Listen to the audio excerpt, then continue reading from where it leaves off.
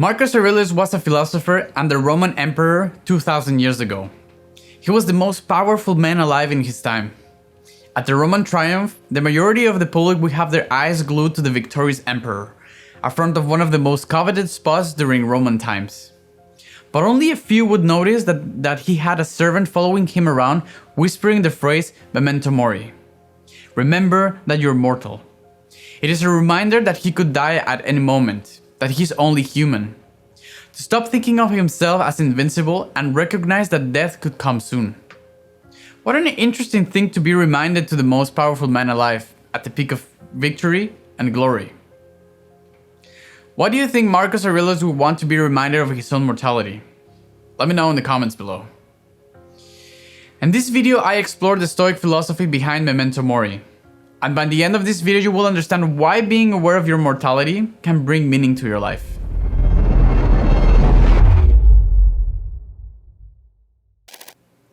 The French painter Philippe de Champaigne expressed the three essentials of Memento Mori in his famous painting Vanitas from the 1600s. Here is the meaning of these three elements. The hourglass stands for the notion that life is ticking away second after second. The rose stands for the truth about vitality, which is that at some point we all decay. The skull represents death, the one thing we all share. Let us prepare our minds as if we come to the very end of life. Let us postpone nothing. Let us balance life's perks every day. The one who puts the finishing touches on their lives every day are never short of time, Seneca said. In his moral essay on the shortness of life, Seneca, the Stoic philosopher and playwright, offers us an urgent reminder of the non-renewability of our most important resource, our time. It is a required reading for anyone who wishes to get back control of their lives and live it to the fullest. In fact, perhaps Seneca's most famous quote comes from this essay. It is not that we have a short time to live, but that we waste most of it. Seneca urges us to examine the problems that result in life seeming to pass by too quickly, such as giving away our time to others and engaging in vice. Does it make sense to value anything above your only life? Seneca certainly doesn't think so. Yet, we find ourselves trading our only life away to get more money, which we cannot use in the grave, being lazy, distracted, and entertained. Seneca argues that the main reason that we waste so much of our time is that we forget that it's limited, that we're going to die. Wasting time is the worst thing we can do to ourselves. But of course, there are many things and people that would take away our precious time. Seneca implores us to be suspicious of any activity that will take a lot of time, and be prepared to defend ourselves against unworthy pursuits. It is with a similar reminder that Marcus Aurelius would urge himself in his meditations. Realizing the limited amount of time he had, this is what he had to say. You could live life right now. Let that determine what you do, what you say, and what you think. Whatever your experience is right now, whatever you're going through, however awesome your life is, and however frustrating it is right now, Memento Mori. Remember that you will die.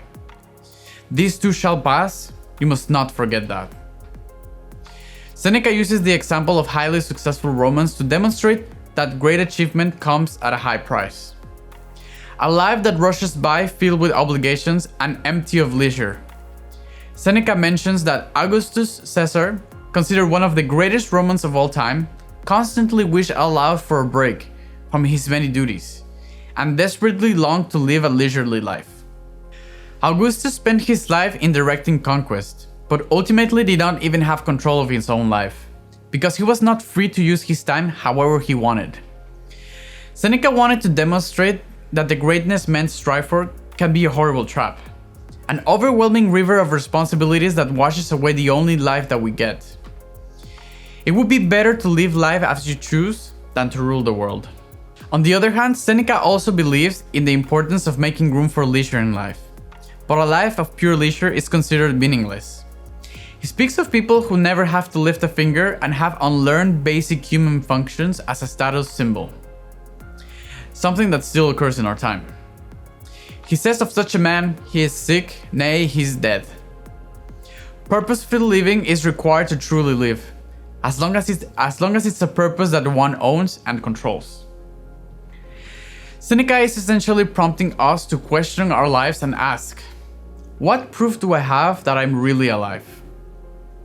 Many of us are living what might as well be considered a life of mere existence, lazing around and wasting our potential. But Seneca defines actual living as being in control of yourself, enjoying yourself meaningfully, and working towards goals that are important to you. Now, another dimension of Memento Mori is preparation. Yes, we will lose the people that we love, and sometimes in the most brutal ways. And not being affected by loss is, of course, easier said than done. Even though the Stoics propose this idea, most of us are still human and will have to deal with grief when someone we love dies.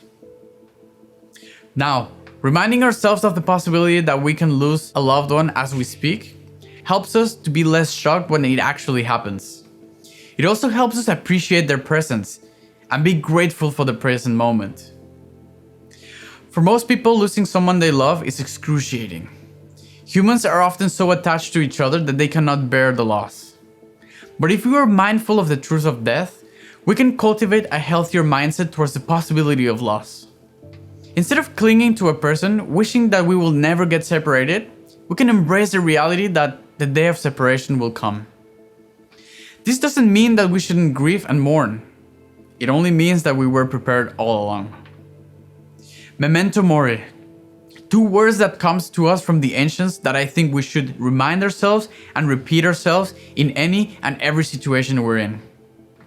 If you're rich, if you're famous and have 1 million Instagram followers, you just got hired, you just got into Harvard, you just got a promotion, you just got a raise, you say to yourself, Memento Mori. Remember that I will die. You go through shit. Someone cheats on you, someone betrays you, someone lies to you, someone steals from you, someone gets what you earned, someone gets promoted over you. You say to yourself, Memento Mori. Remember that I will die. This practice of Memento Mori, of saying to the good things and the bad things in life that we will die, it's a reminder that helps you accept the good things without arrogance and let the bad things go with indifference. Alright guys, if you enjoyed this video, hit the like button, and if you're new to the channel, subscribe now to see more videos like these that will help improve your life every single day, step by step. And until next time, my friends, be legendary. Take care.